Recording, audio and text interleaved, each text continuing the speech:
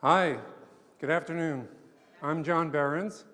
I'm a professor of the practice and director of technologies and digital studies in the College of Arts and Letters. I'm pleased also to say that I'm the host of the ThinkND series, The New AI. In this series, we'll address the fact that new AI technologies are upending our lives by generating text, images, video, and sound and music in ways that only humans could do until very, very recently.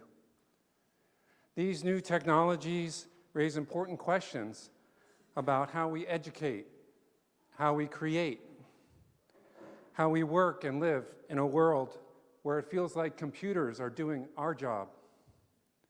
We hear from individuals across all parts of society asking for help in making sense of the economic, social, psychological, creative, and philosophical impacts these technologies are having on us.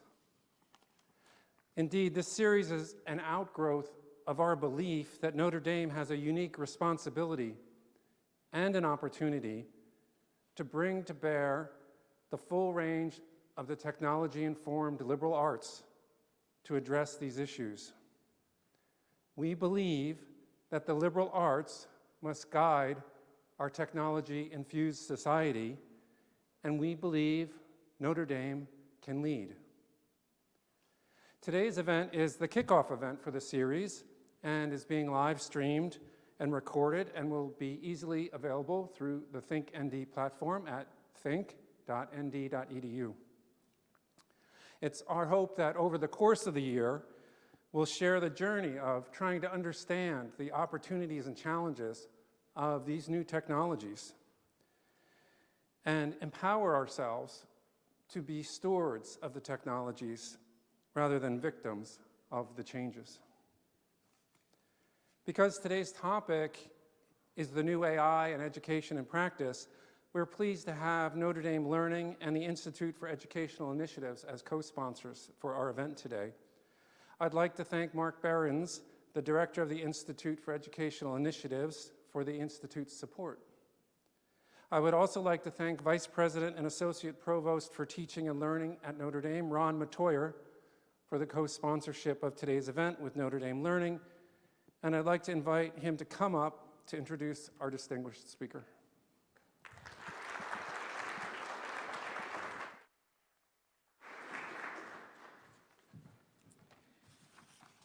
Thank you, John. Good afternoon, everyone. Today I'm delighted to have the opportunity to kick off AI in education and practice with our distinguished guest, Dr. Kristen DiCerbo, Chief Learning Officer at Khan Academy. While we do many great things here at Notre Dame, at the heart of the university is our commitment to teaching and learning and the formation of our students. Established in the Provost's office, Notre Dame Learning exists to support faculty in the pursuit of educational excellence and provide a vision and direction for the future of learning in a rapidly changing technological environment. Among the many intersections of challenge and opportunity facing us, we know that the digital revolution in education is disruptive, and the recent wave of artificial intelligence, the new AI, cannot be ignored, but rather must be understood, explored, and leveraged appropriately. We are excited to have Dr. Kristen DiCerbo here to help us advance our discussions of this important topic today.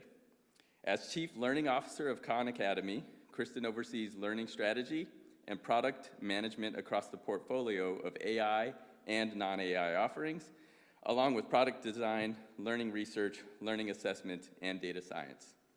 Over the years, she has been a leader in researching, designing, and creating globally deployed e-learning systems, game-based learning, data science-infused assessment systems, and now generative AI tutors.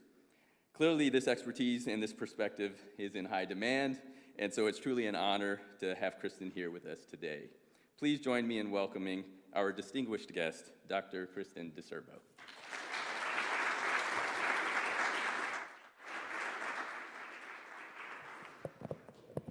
Good afternoon, and thanks for having me here today.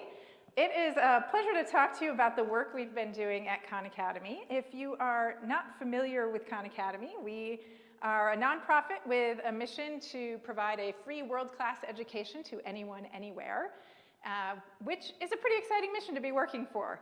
And our site looks like this, usually, if you've been to Khan Academy. This is our Algebra 1 course. And I'm going to attempt to do a live demo of our new artificial intelligence tool. So everyone cross your fingers for me and hope this goes well. So the reason I wanted to do this is I find that before actually talking about some of these things, it's good to see it in action a little bit and get a sense of what are we talking about here. So on Khan Academy, we have videos, articles, and exercises. So we have instruction and practice, and our exercises are where students are able to engage in independent practice on the skills that they're learning. So this is our Algebra 1 course, and this is an exercise on working with equations with variables on both sides. So if you go to Khan Academy, this is available. You say, let's go, and it gives you your first problem with equations on variables on both sides.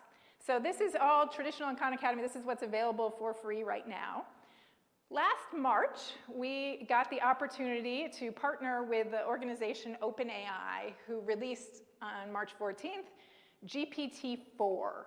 Now, that is basically an artificial intelligence model that has used an enormous amount of information it's been trained on, and it provides a text interface. Most of you probably are familiar with ChatGPT that came out.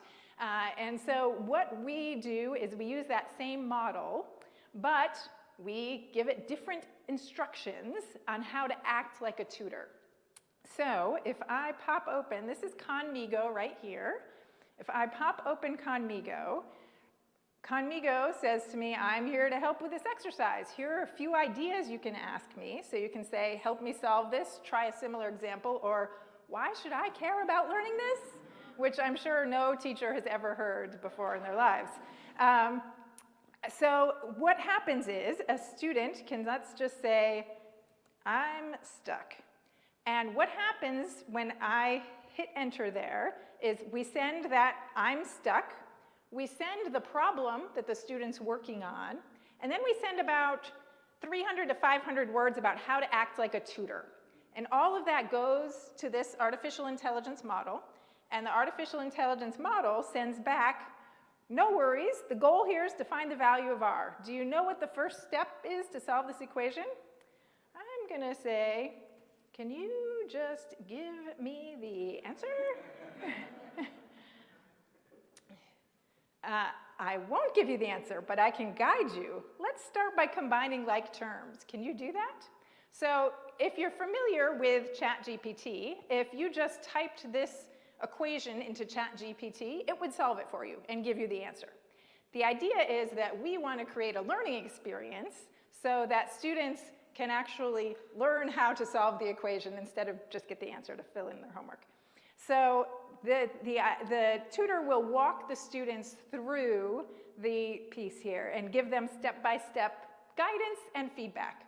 So we know from research that getting immediate feedback is an important part of learning. And most education technology software is able to give you feedback on your answer. So we have always been able to give you immediate feedback on whether your final answer is correct or incorrect right away. But with this, we can start giving students feedback on their steps and say, okay, if you're thinking this, if I try to combine like terms and say minus 3r plus 6r equals, let's give it the wrong answer, minus 3r. It can start evaluating that step by step instead of waiting for me to get the answer wrong and then figuring out, let's look at that again. How did you combine minus 3r and 6r to get minus 3r? So it'll walk me through piece by piece. So that's the tutoring application that we have, and I'm going to show one other thing before we get into discussion. Aside from this tutoring functionality, we launched a bunch of activities that we wanted to try out, see how students reacted, see what helps students learn, see what helps them get engaged in their content. So we have the Tutor Me in Math and Science. We have then things like craft a story, brainstorm an admissions essay, check for problems on my admissions essay. We have a whole bunch of debate topics. So if I'm a middle schooler, I can debate with the AI things like, should students be graded on effort or results? Should students be allowed to listen to music while studying? Kinds of interesting things to do. Chat with a literary character or a historical figure. We have some word games you can play. And some things about igniting your curiosity, for example. So after the Tutor Me in Math and Science, our most popular activity in our beta testing has been craft a story. So it turns out students like co-authoring a story with AI, and this is set up like the game you might have played where you write 2 sentences and then your friend, in this case Condigo, writes 2 sentences and then you write 2 sentences. So I like mysteries, so I'm going to say let's write a mystery. And a mystery, how thrilling. So we've also, as you can see here, given some of the prompts of how it talks. So we ask it, in this case, to be kind of whimsical. We actually tell it to use those little emojis. So it's making up what emojis to use and how to put them in. I can already feel the suspense. Now let's start with the setting. Where does our mystery take place? Is it a spooky old mansion, a bustling city, a quiet town with lots of secrets? And remember, try to describe it in a way I can almost see, hear, and feel it. So that piece there is actually doing a little of instruction about how to write a good setting. And so that's part of the prompt that we have created, is telling it how to pull some of that good writing out from students. All right. I'm going to write the first couple sentences. It was, all right, where should we set this? Who has an idea? And we'll just go from, we'll take audience participation. Go ahead and shout out a setting, a place. All right.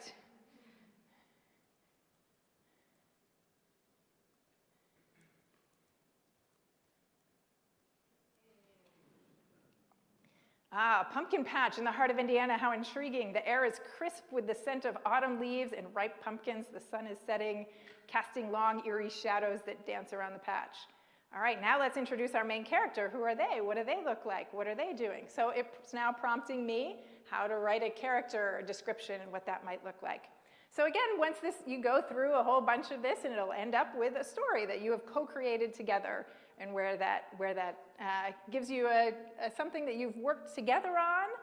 When we look at what human tutors do and the things that human tutors do well, one of the things, and there's a researcher named Mickey Chi who did a lot of work on human tutors that then she and many colleagues attempted to then insert into intelligent tutors built with software. And she has what's called an ICAP framework. And basically it says as you move from passive to active to constructive to interactive, you're learning more and more and more. So you can imagine a passive activity is just watching a video. An active activity might be taking notes on the video. Construction is when you're actually making something. But the interactive is when you're going back and forth with, usually the research is with someone else, but in this case with the AI, that actually creates greater learning outcomes than just working by yourself, which we've known, though, that collaborative learning is really powerful. And now we have a place where we can also start to develop some of those same kinds of interactions with artificial intelligence. Now, this is not a human, obviously, and so there's a lot of human things that it can't do. And I think that is a good place to leave it and to start our discussion. John, want to join me? Join me.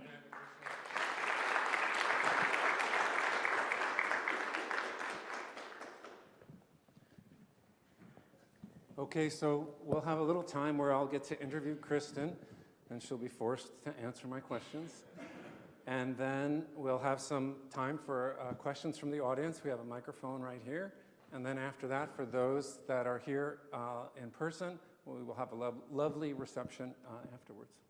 So let's just start by, Kristen, thank you so much for being here and being at Notre Dame. We super appreciate your presence. It is my pleasure. I'm going to give you all a little bit of background. So John and I have known each other since 1997. We met at Arizona State, and John was my first graduate statistics professor. So we have known each other a long time, and yes, John has been a mentor and champion of mine. So I basically, whatever he asks me to do, I am happy to do. Well, thank you, Kristen. It's been a delightful journey to share our careers in and out over the years. So, well, that kind of brings me to my first question, which is, as you know, I was in industry for many years, and now I'm back being a professor. And when I look at what you're sharing, it makes me wonder if I'm going to be out of a job, and what the heck is going on? Are you trying to kick me off the professorship here? So this kind of leads into what I ended with there, which is we know that human relationships are key to learning. We know, for example, high school students who say they have a person they know in school who cares about them learning is related to higher graduation rates.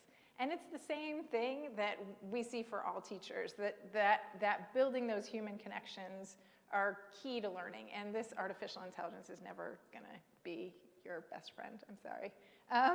Well, what if you train it to say nice things? Like, you can do it. John, you're so smart, you can do it.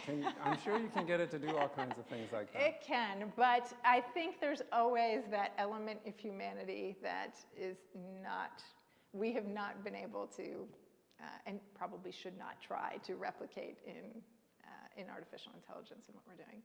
Okay. Yeah. So you launched this about 6 months ago, and you launched it the same day. You used GPT-4, the underlying statistical data science model, language model, and you launched it the same day, Conmigo, using that, as everybody else in the world even heard it existed. So you guys were sneaking around in the background for months, I assume.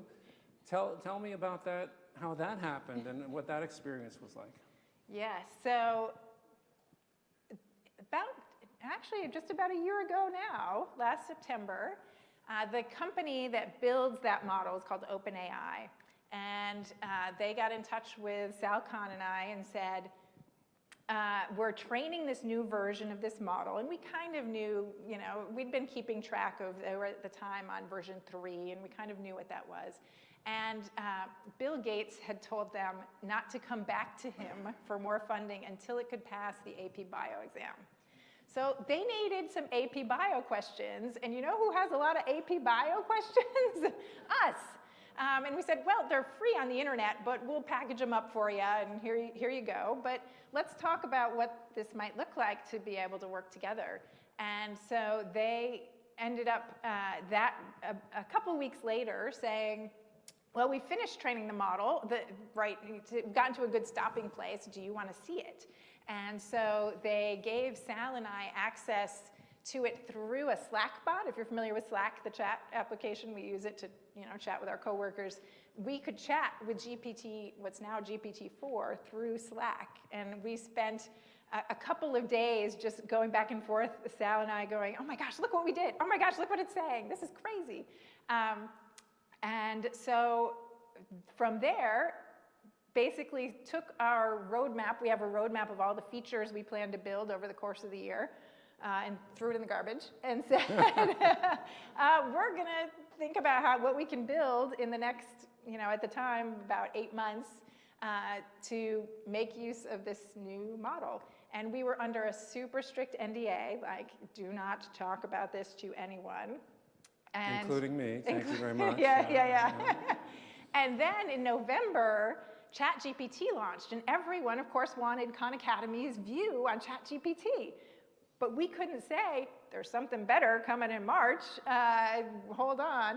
So we were kind of like, oh yeah, it looks pretty interesting, huh? Yeah, that's pretty cool. And in the meantime, in the background, we were building learning how to prompt engineer, doing all of the connecting of the guts of the data so it could go back and forth, and thinking about how we could do this safely. So for instance, on Khan Academy, all of your chats are logged, and you have a chat transcript that's also, if you are under 18, visible to your parent or teacher.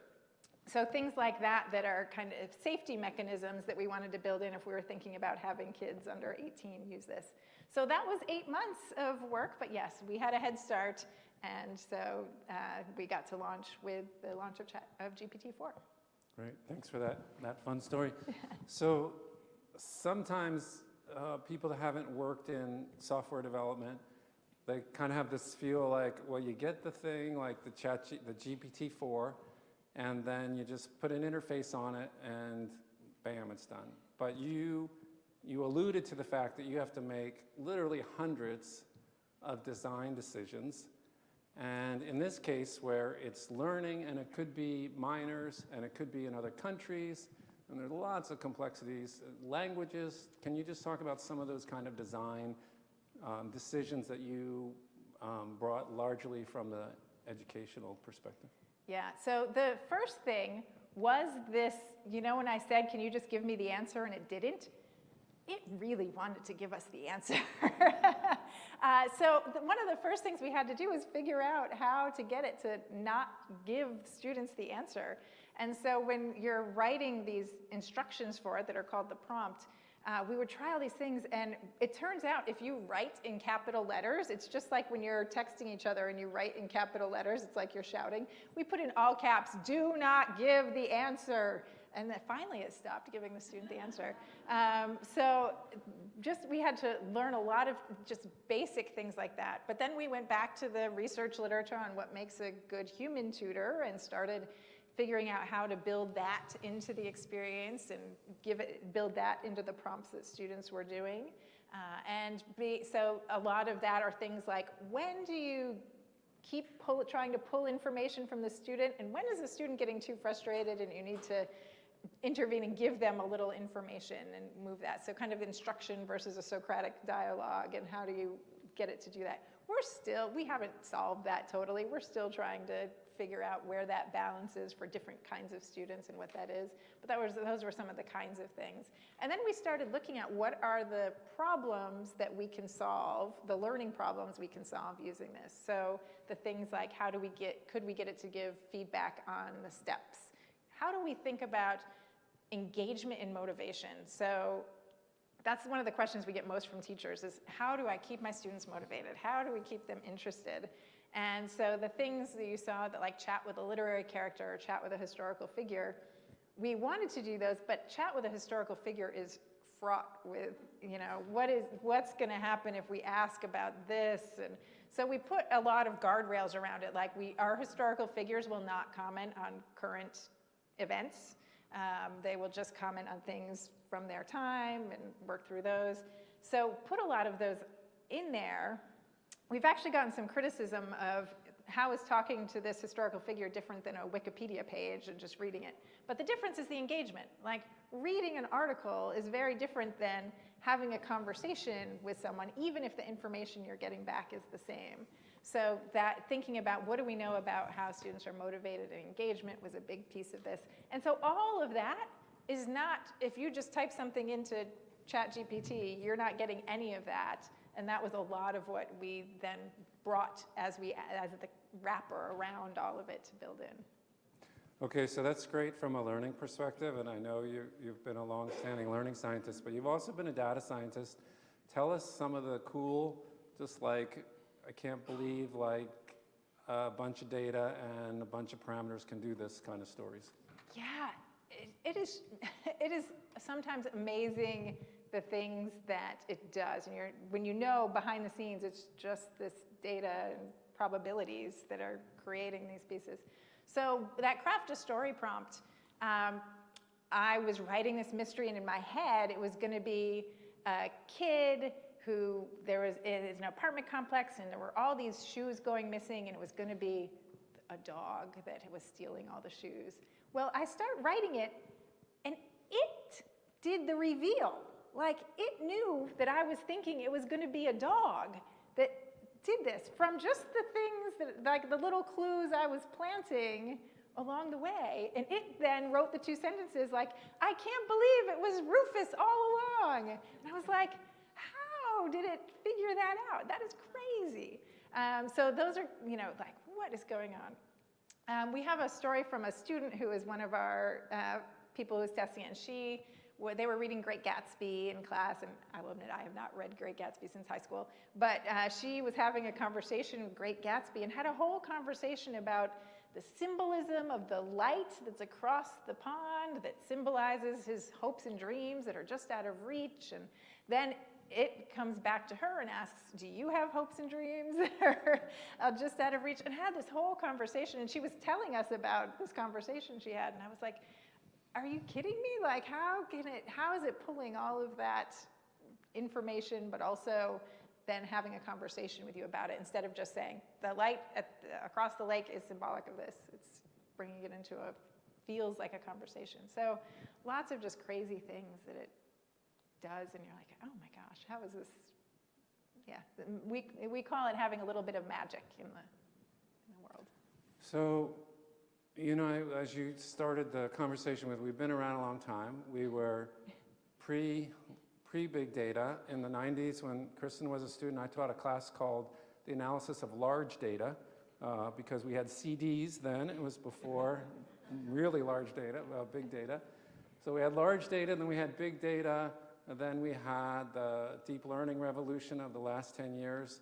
Now we have the generative AI revolution. Is it just a natural progression, or do you think we're at a phase shift, something's changed dramatically? Well, so first, I think we shouldn't forget the things that came before. So right now, we have the generative AI acting like a tutor, but our next project, our next project Don't tell anyone. What happens in this room stays in this room, except for the live feed. Except for the live feed, yeah. Is to take things we have learned about the structure of the domain of math, what skills are prerequisite to other skills, that we have built those models from less sophisticated analysis of our millions of data points from students interacting with the site, not the generative AI.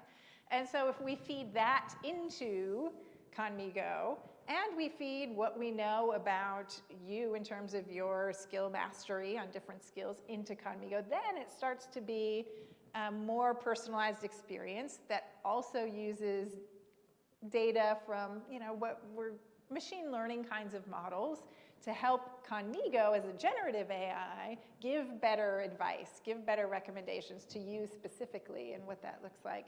So the first is, you can describe all of this as, new revolutions, but I don't think the new means we have to abandon everything that came before. We should think about what we can pull from what we had before to use with the new thing and how it sits together.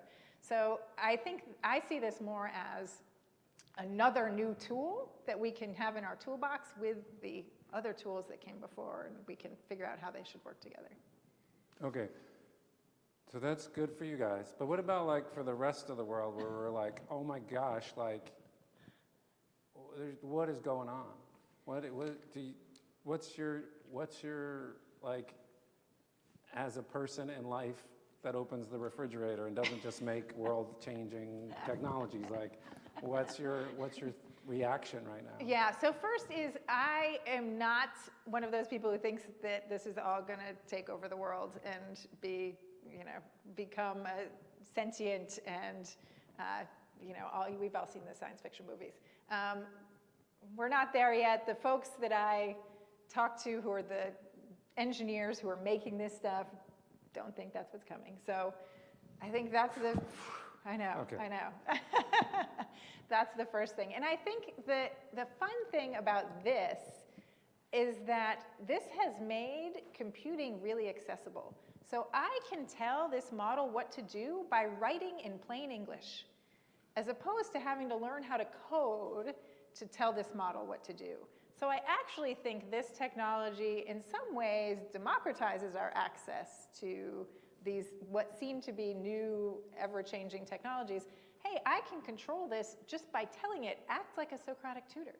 Act like, whatever you want it to be, and it will respond in that way. So I think it actually opens things up. And I think ChatGPT was made such a big splash because it provided that interface for people to interact with it.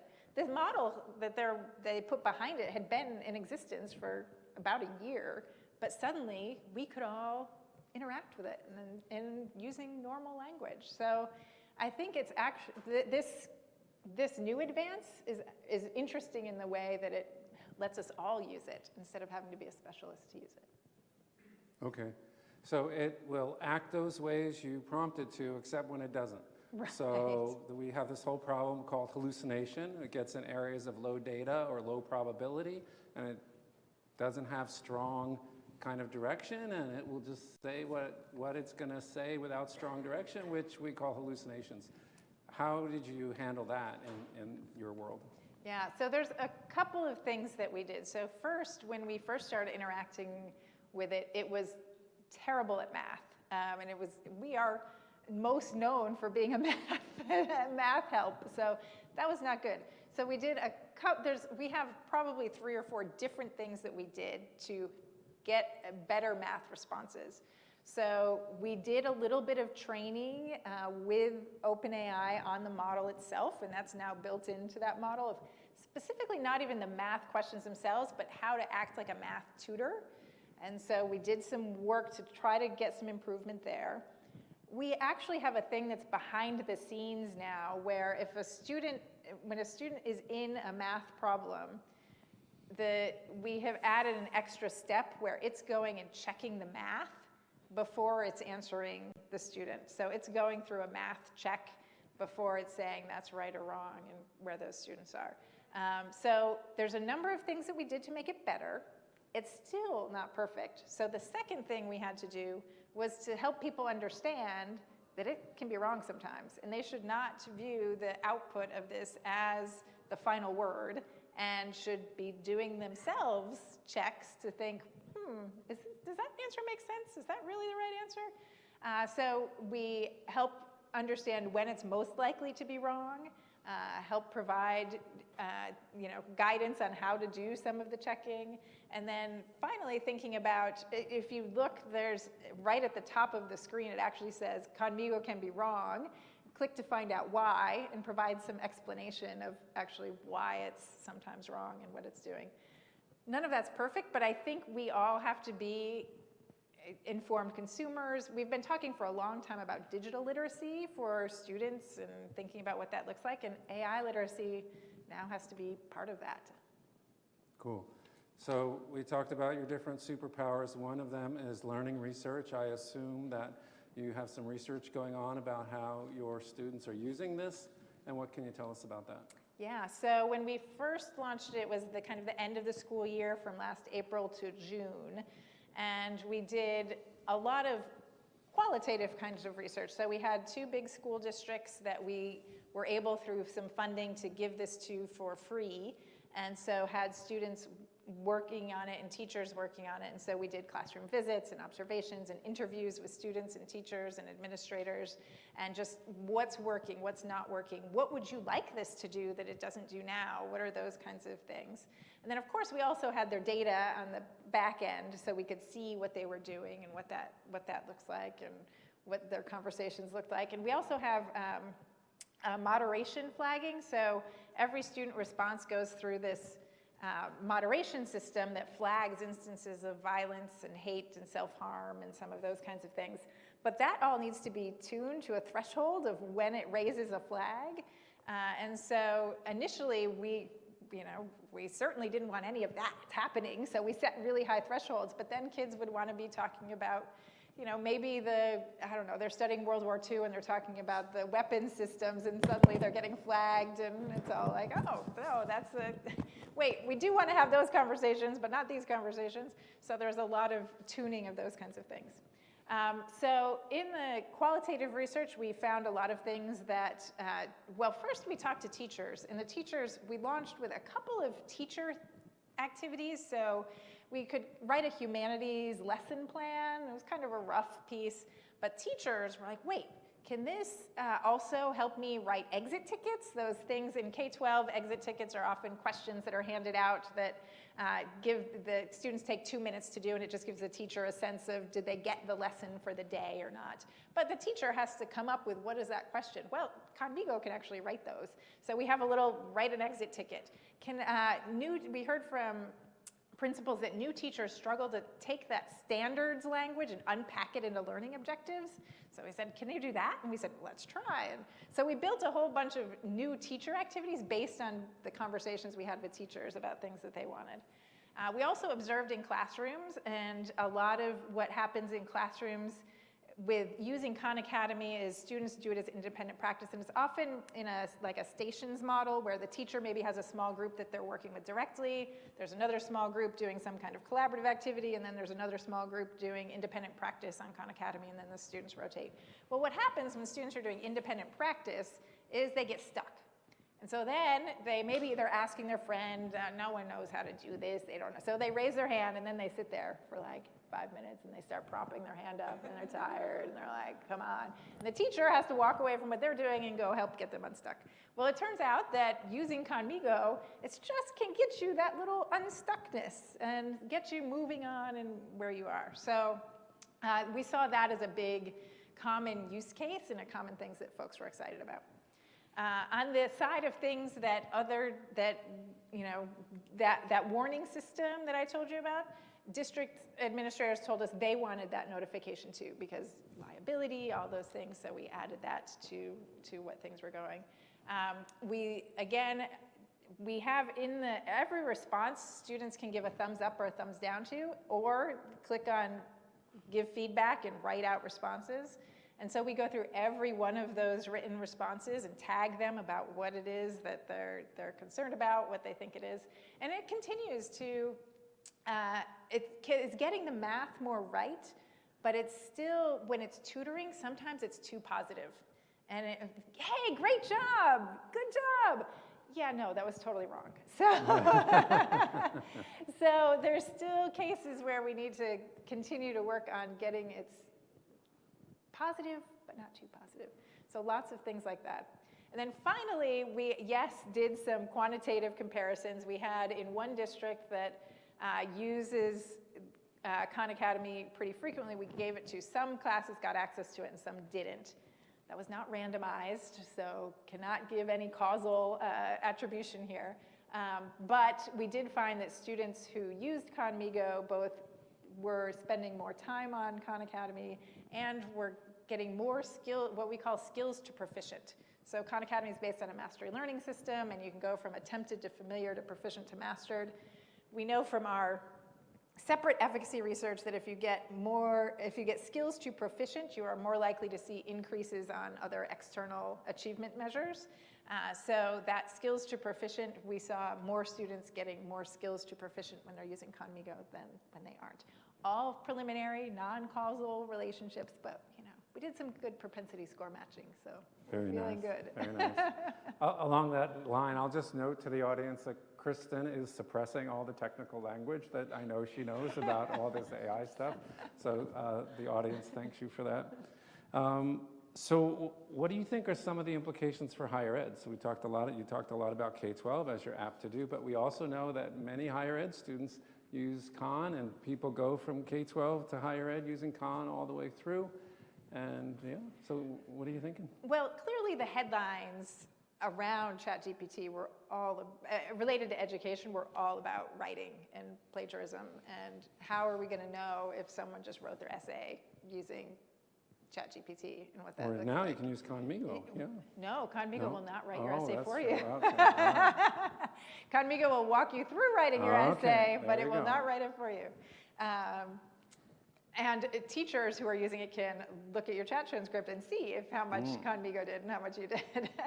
But let's be real, any high school or college student knows how to also access ChatGPT and think about that. So I think there are significant implications of how we think about the learning experience that we have in classrooms and what should that look like and what happens in class. And so we've been talking to a lot of folks about what is the approach to writing now and what does that look like? Is it writing in class? Is it giving writing assignments?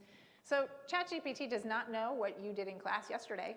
So if you're giving assignments that are relating to specific things that ChatGPT would not have knowledge of, it's not going to do a good job writing those essays. But that's, thinks about creating different kinds of assignments for students.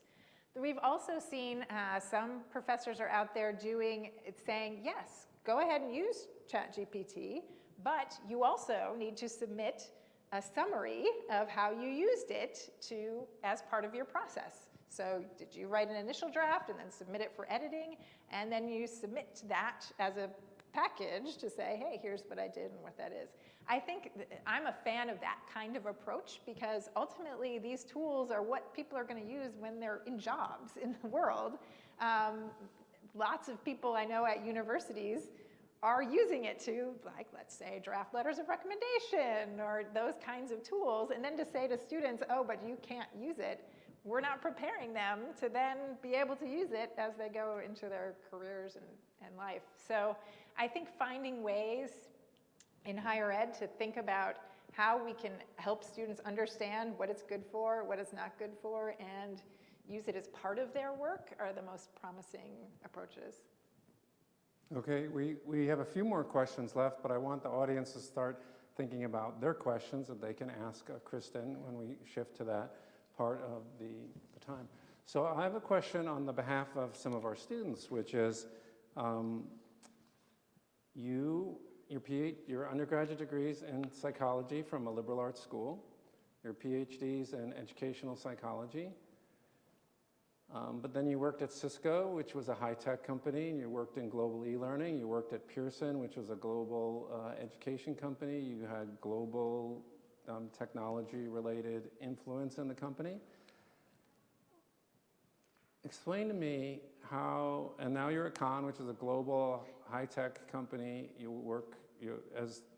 In your leading of product management, you drive lots of the strategy and the direction, and teams report up to you that do the technical work. Explain to our students this relationship between technology and the liberal arts.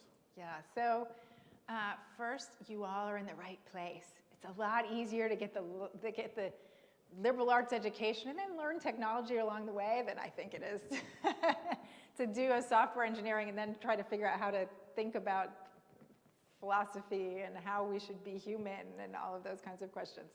But I think this is the big piece is technology is inextricably tied to our society. And so technology does not operate in a vacuum. And if you don't understand the context that it's going to operate in, you can't design technology. And this is a whole problem generally in the educational technology space generally, but it's true, I think, in all kinds of technology. But in educational technology, there's a lot of technologists, a lot of people who maybe made it big in software that say, I can fix the education problem. And they come at it from a technology solution, and it turns out their great technology solution in no way fits into a classroom, fits into what teachers do, fits into how teachers think. And so guess what? It doesn't get adopted and it dies. So you have to understand the context and the place and how everyone functions and the systems that we all function in order to understand how to design and build technology. And the liberal arts provides that training of how do people think, how do societies function, what does it mean to be human? All of those are liberal arts kinds of questions. And with that background, then you can understand, hey, how do we build technology to fit into that society? Or even if you want to be a disruptor, you've got to understand the system that you're trying to disrupt with that technology in order to do that. So I really think that this grounding of how people think, how we work together as a society is key to then designing technology and what it can be. Yeah. Thank you for that. That leads me to my last question before we open it up to our larger community. And here at Notre Dame, we have this thing. It's called Catholicism. And I married into it. oh, you didn't? Okay, that's right. And one of the basic tenets of Catholicism, Christianity in general, is that we're all connected. We're all made in the image and likeness of God, so we're all part of the same connectedness to God and the universe. And we have this idea that because of that, we need to act differently in the world. And whether somebody has that kind of religious lens or not, we think it's super important to emphasize dignity and development. We have this idea of integral development. What, in this, as a leader in technology applied in society, what can you say to us? What should we be thinking about as a community that has these values? I think we need to understand what we value most. What are the things that are most important to us? And those are the things we need to prioritize above anything that, as you're thinking about what can new technology do? What is it?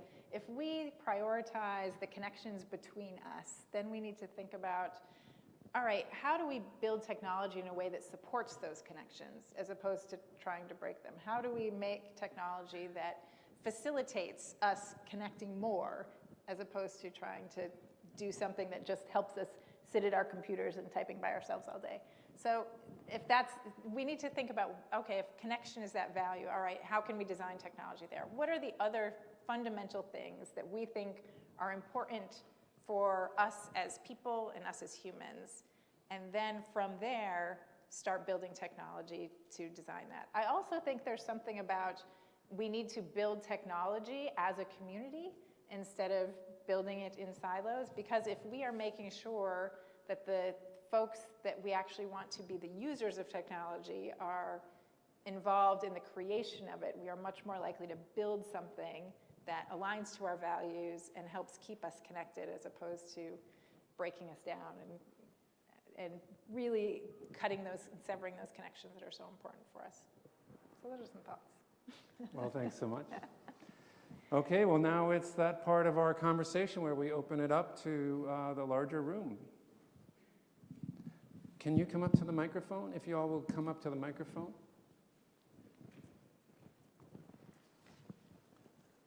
Hi, Kristen. Thanks so much for taking the time. My name's Neve. I'm a master's student here at Notre Dame, and I'm actually working on my thesis at the moment, which focuses on the intersection of education and generative AI, so this is really relevant to me. But I'd love to get a sense from you, what do you see as the future of immersive learning, leveraging extended reality, or is there anything that Khan Academy is doing in the space? Yeah, so as many of you know, virtual reality, augmented reality have been around for a few years. We at Khan Academy have not jumped into that yet because we think that right now a lot of the equipment and things required to do it are beyond the reach of most classrooms, and so we're not quite ready to scale it yet. But I think the fundamental question is, what is the learning problem that these technologies can solve? As opposed to saying, look at this cool technology, let's build something with it. Let's think about what is the thing that this technology lets us do that we could never do before.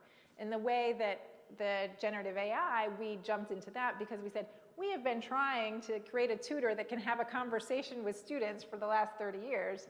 Here's a technology that can help us do that. So what is the learning problem to be solved that being able to be immersed in a new scenario can solve? So the place that I see right now that technology being used most is in workforce training. So I have a friend who is working on simulations that train automotive technicians to be able to do their jobs in a virtual reality kind of environment. Robotic training for surgeons is a huge area. So it's more those kinds of procedural skills. That seems to be a clear problem where it turns out training surgeons on actual people is a little bit high risk. And having better environments to do that is really helpful.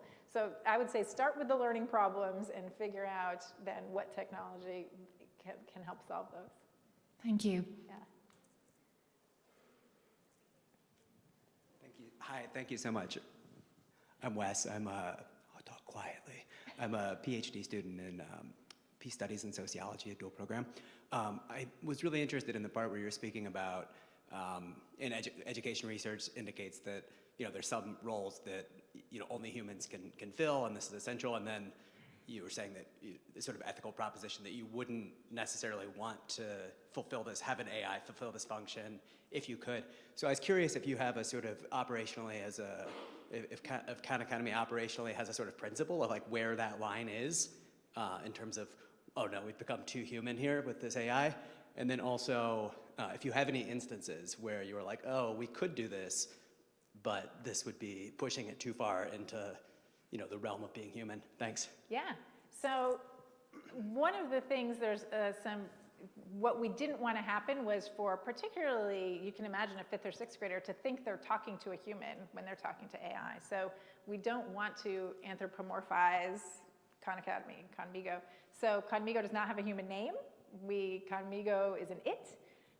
We took a lot of the language where it would say sometimes like, I feel, or I'm feeling sad. No, it's not allowed to do things like communicate emotions or those kinds of things.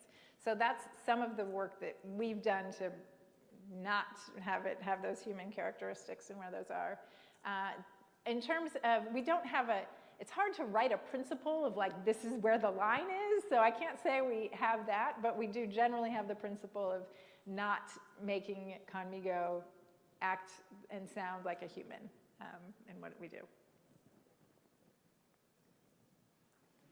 Okay, John knows what I'm going to ask already, probably. I'm in charge of our honor code and of overseeing academic dishonesty, and so I've spent the last 9 months trying to find the balance between this really good tutoring support for students. If a student can't do a math problem, it's so great that they can go online and get the next step. I wish I had had that in college. But the part I'm more concerned about, or kind of want to ask more about, so I've been thinking as I look at how students are using generative AI, it seems like the important question is like, has learning happened? Like if they're using it, is this appropriate or inappropriate? Have they learned something? And I think in a lot of this, they have. The one I'm more worried about is where they write 2 lines and then Conmigo writes 2 lines and they go back and forth. And then if a student submits that whole thing as their work, that one makes me a little bit more nervous. I think some learning has happened, but on the other hand, that doesn't completely reflect their own efforts. That was the one piece that's making me a little more nervous. So I wondered if you could just talk about it. Sure, yeah. So I think that with all of these, we have them as, let's try this out and see what it is. And this is kind of, that one is more like a party trick. Like, this is kind of a fun activity, engaging activity to do, as opposed to, I'm going to be writing something that I'm submitting for an assignment to do. But a couple of our fail-safes on this are the transcript. So it's clear on that one what the Conmigo wrote and what the student wrote and what goes back and forth. So when we are offering this to school districts, it's giving them all of that access, and it's allowing, there's also a thing for teachers where it can summarize the chats that students are having and pull them ahead.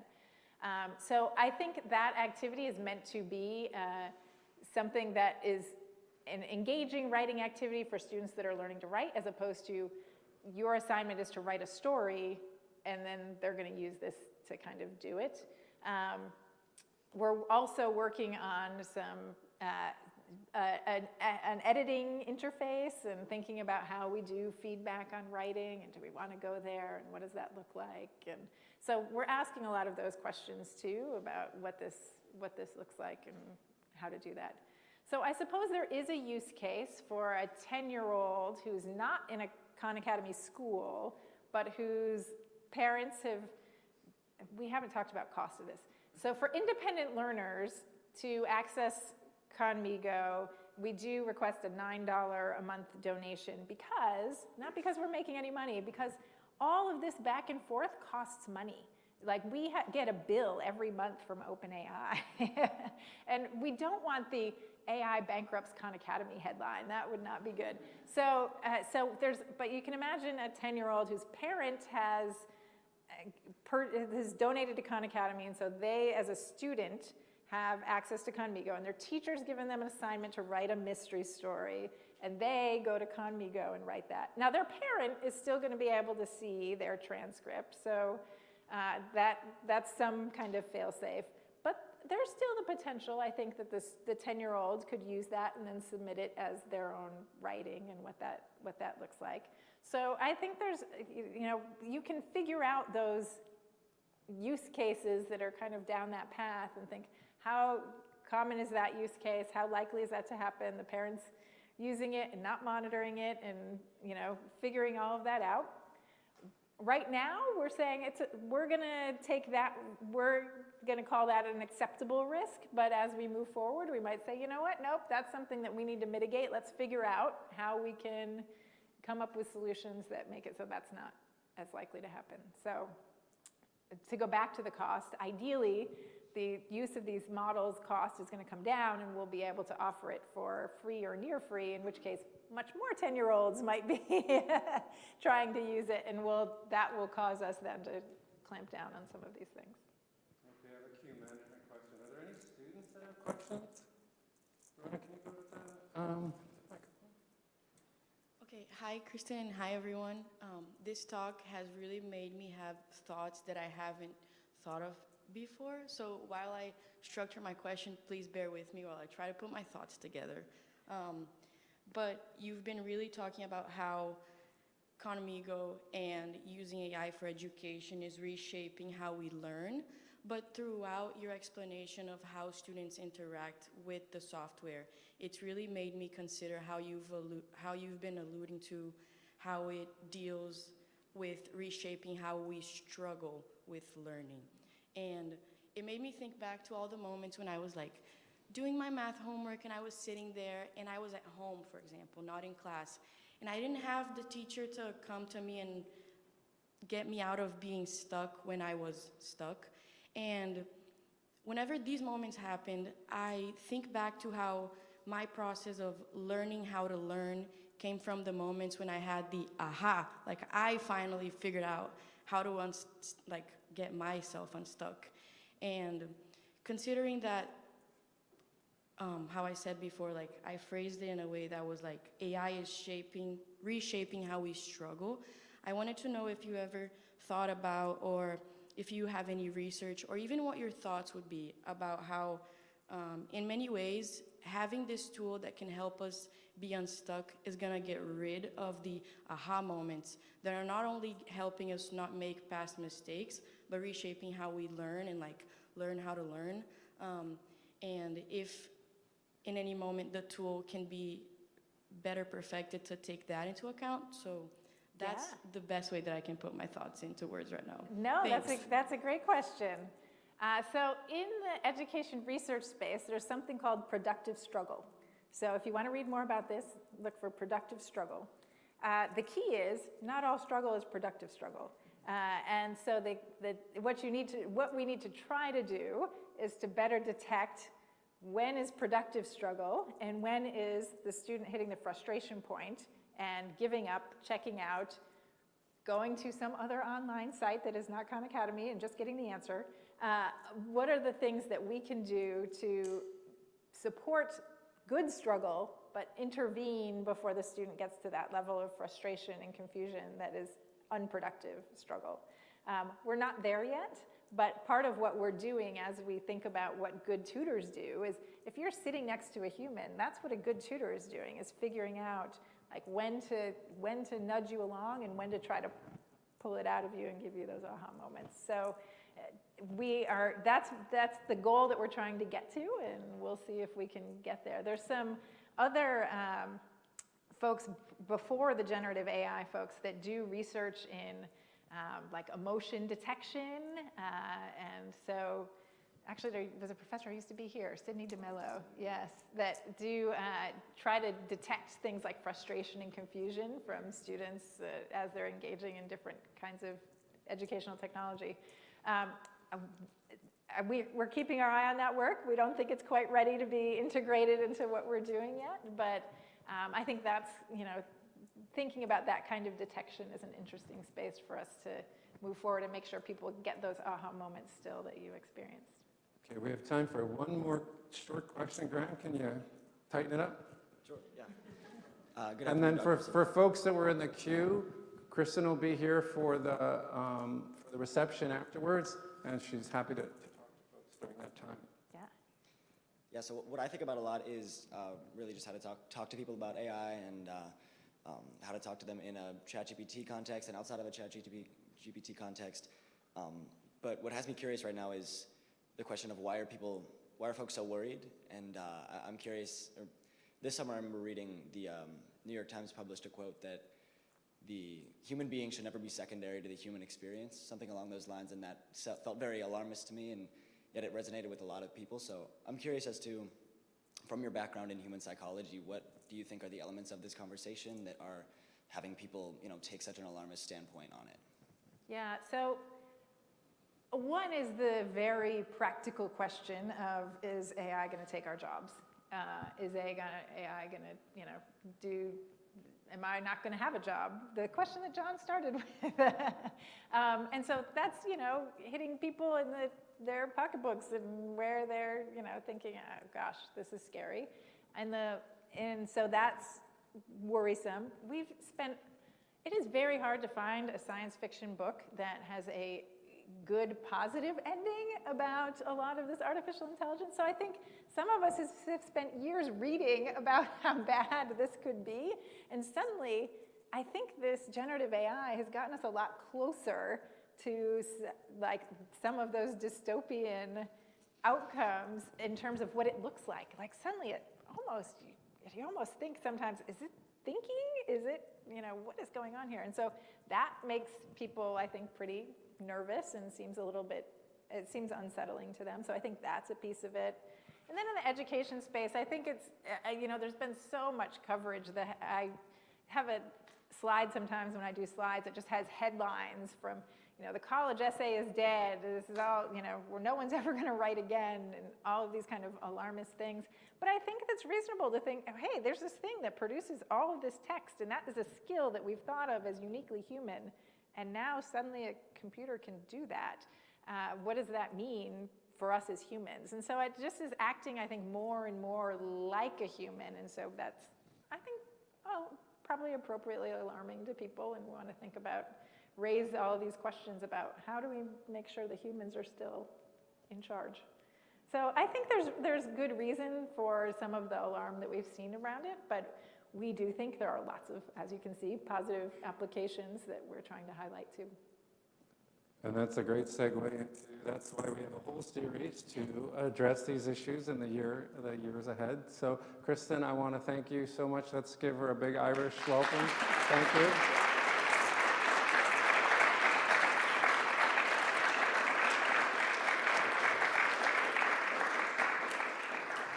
It was an absolute pleasure, and I just want to remind everyone sign up for the future series. You can sign up at think.nd.edu. Thanks for everyone in the audience, and thanks for everyone online.